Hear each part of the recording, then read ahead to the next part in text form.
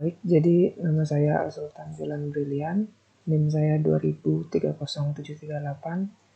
Saya akan menjelaskan apa itu sorting. Nah, jadi langsung saja, apa itu sorting? Jadi sorting itu jika diartikan dalam bahasa Indonesia itu adalah pengurutan. Nah, jadi untuk penjelasan lebih lanjutnya, sorting itu bisa disebut atau bisa kita artikan sebagai suatu proses penyusunan data yang akan nantinya disusun menurut pola atau aturan tertentu. Jadi untuk pembagiannya terdapat dua bentuk pengurutan yang biasanya dilakukan, yaitu seperti pengurutan naik atau ascending. Yang kedua ada pengurutan turun atau descending. Nah, jadi untuk metode pengaplikasiannya saya memilih algoritma bubble sort sebagai contohnya. Jadi akan saya jelaskan sedikit apa itu metode algoritma bubble sort.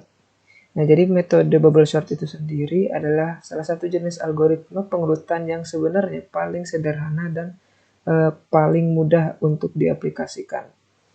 Sesuai dengan namanya bubble, jadi pengerjaannya pun terinspirasi dari namanya. Jadi bisa diartikan gelembung yang dimana berat jenis gelembung lebih kecil dari berat air sehingga akan mengapung di atas permukaan.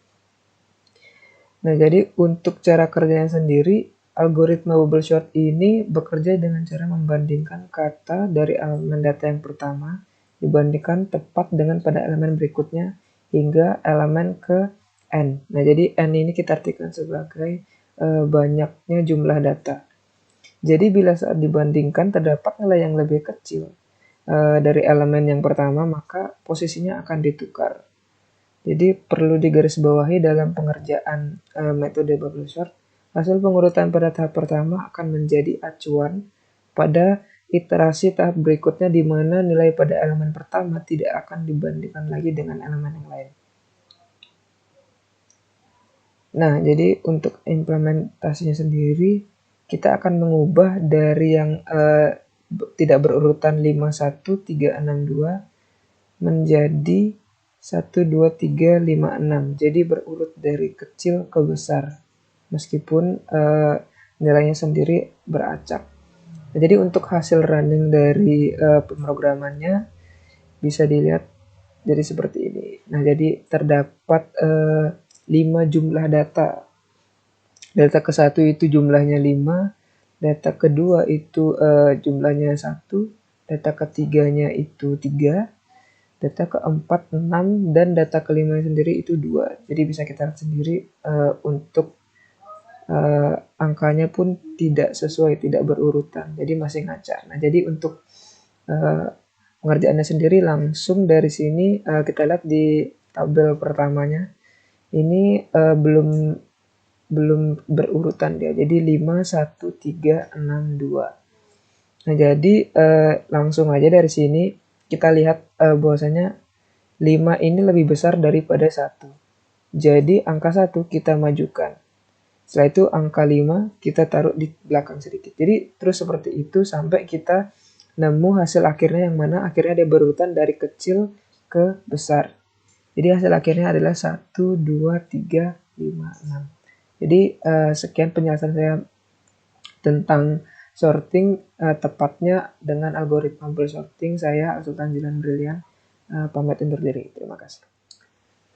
Pada pembahasan selanjutnya saya akan membahas apa itu searching. Nah, jadi searching ini sesuai namanya yang artinya mencari. Jadi tujuan dari searching ini adalah mencari suatu data ataupun nilai tertentu di dalam memori komputer.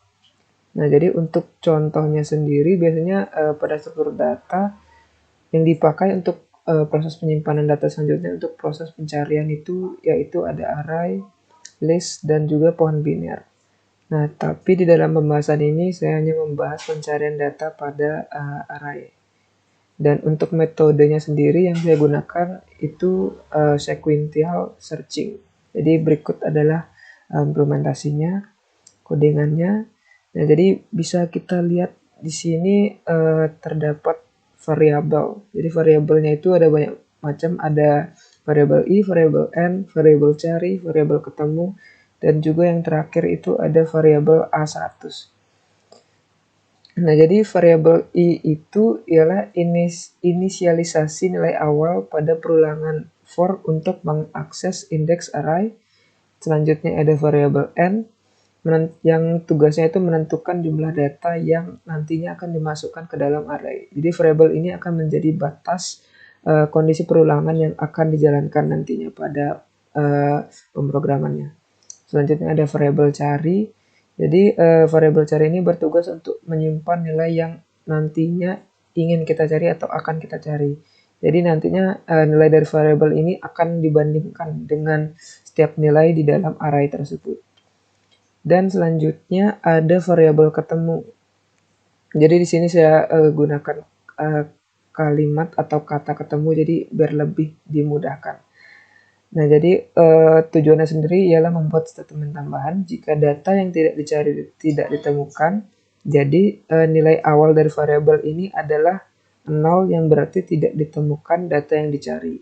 Namun apabila datanya ketemu maka nilainya adalah 1. Yang terakhir ada variabel A100. Nah, jadi variabel A100 ini variabel array dengan ukuran 100. Jadi artinya adalah kita bisa memasukkan jumlah data sebanyak 100 data pada variabel A tersebut. Nah, jadi untuk hasil akhirnya seperti ini. Jadi data yang saya gunakan adalah 5 data dan tentunya tidak berurutan. Data ke-1 itu 1, data kedua itu 3 dan begitu seterusnya. Nah, jadi data yang akan saya cari itu adalah data kedua dan jika di running programnya ketemu hasilnya itu data kedua itu ditemukan di indeks keempat. Nah, jadi sekian penjelasan saya mengenai searching. Terima kasih atas waktunya. Baik, jadi untuk penjelasan selanjutnya adalah materi tentang heap dan priority queue. Nah, jadi untuk heap sendiri, untuk artinya adalah heap itu merupakan struktur data yang berbasis pohon tertentu di mana nantinya semua node atau titik-titik pohon tersebut berada di dalam urutan tertentu. Jadi dia tidak mengacak. Dan untuk binary heap sendiri merupakan sebuah struktur data yang efisien untuk mengimplementasikan priority queue. Jadi heap dan priority ini saling berhubungan. Dan jika elemen dengan nilai terbesar selalu berada pada posisi akar, maka heap ini akan disebut max heap. Nah, maka kebalikannya jika dia elemen terkecilnya selalu berada di simpul akar, maka heap akan disebut dengan min heap. Nah, untuk fungsi sendiri heap ini digunakan untuk menyimpan data tambahan sesuai permintaan maupun kebutuhan. Selanjutnya ada priority queue. Nah, jadi priority queue ini adalah suatu bentuk struktur data yang berbasiskan struktur. Nah, jadi untuk lebih lanjutnya, priority ini dibagi menjadi 2 jenis. Yang pertama ada minimum dan juga maksimum. Nah, untuk minimum sendiri ialah elemen yang pertama kali keluar yang mempunyai nilai paling kecil, dan untuk maksimum maka dari kebalikan dari minimum yaitu elemen yang pertama kali keluar memiliki nilai yang paling besar. Dan untuk priority queue sendiri itu pada umumnya mempunyai 3 operasi atau interface yang penting. Ya, jadi yang pertama itu ada find min atau mengembalikan elemen yang paling kecil. Yang kedua ada remove min, menghapus elemen yang paling kecil yang ada pada antrian. Yang ketiga ada add, yaitu menambahkan elemen baru ke dalam priority queue. Jadi sekian penjelasan untuk heap dan juga priority. Saya Sultan Zilan Brilan dengan NIM 20300738 kelas BG203. Pamit undur diri dan terima kasih atas waktu yang telah diberikan.